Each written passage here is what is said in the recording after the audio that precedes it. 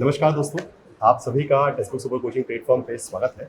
और आज के इस टॉपर स्टॉक सेशन में हमारे साथ है सुरेंद्र, जिन्होंने जून 2025 के एग्जामिनेशन में जीआरएफ क्रैक किया है। तो हमको जानना ये है कि इतने हाई कट ऑफ के बाद जीआरएफ आखिर कैसे किया, क्या उनकी प्रिपरेशन स्ट्रेटजी थी, तो सब कुछ जानेंगे उनके बारे में। सबसे पहले तो आप सभी का आपका स्वागत है text book super coaching platform पे। एंड मैं आपसे थोड़ा सा रिक्वेस्ट करूँगा कि आपने एक बार पहले थोड़ा जर्नी क्या रही है आपकी, क्या एजुकेशन प्लेटफॉर्म, मतलब कहाँ से कैसे कैसे पढ़ाई की आपने? मैंने मेरे 12th में मैं साइंस बैकग्राउंड से हूँ, तो मैंने गांव से एक 12th की थी। अच्छा। फिर यूजी के लिए जयपुर आ गया, वहाँ से मैंने बीए किया यूजी के लिए, और बीजी भी जयपुर से किया। अच्छा। और अभी जून 2025 में मेरा पीजी कंप्लीट हुआ। अच्छा अच्छा, चलिए। तो अभी जो प्रिपरेशन करना जब स्टार्ट किया, जैसे आपने मुझे पहले बताया था कि 2024 के आसपास हमने प्रिपरेशन करना स्टार्ट कर दिया था, सो ये थर्ड अटेम्प्ट था आपका। जी सर। और पहले में आपने बताया कि पहले पीएचडी हो गया था, फिर नेट हो गया था, फिर जीआरएफ।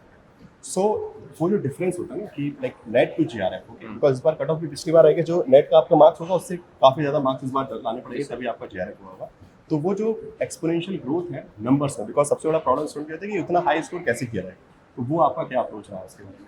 सर मैंने तो वैसे ज़्यादा कुछ ट्राई नहीं किया, सिर्फ आपका मतलब लेक्चर्स देखे थे, जो आपने बताया सिर्फ वो ही फॉलो किया था, उससे अदर ट्राई करने की कुछ कोशिश नहीं की।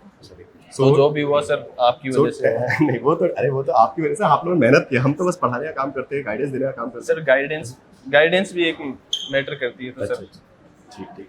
चलिए, तो अच्छा, दूसरी एक और स्टूडेंट्स का इशू आता है कि पेपर नंबर 1 की जो तैयारी है, ठीक है, पेपर नंबर 1 की तैयारी किस तरीके से करनी चाहिए, क्या उसका अप्रोच है, थोड़ा ऐसा जाते हैं। सो पेपर नंबर 1 की तैयारी किस तरीके से करनी चाहिए, उसमें आपने क्या क्या, मतलब किन किन चीज़ों का ध्यान रखा पेपर 1 की तैयारी में?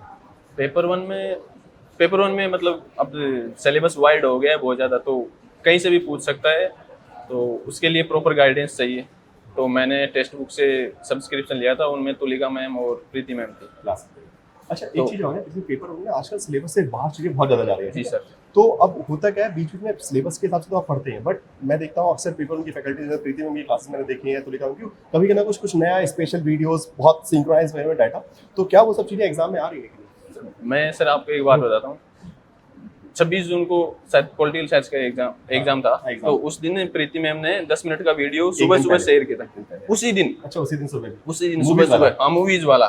तो उसमें से मैंने सोचा पहले तो देखते नहीं, फिर मैंने सोचा 2x पे 4 मिनट लगेंगे, अपन देख ही लेते हैं, तो फिर देख लिया, और उसमें से मेरे एग्जाम में 4 नंबर स्कोर हो गया।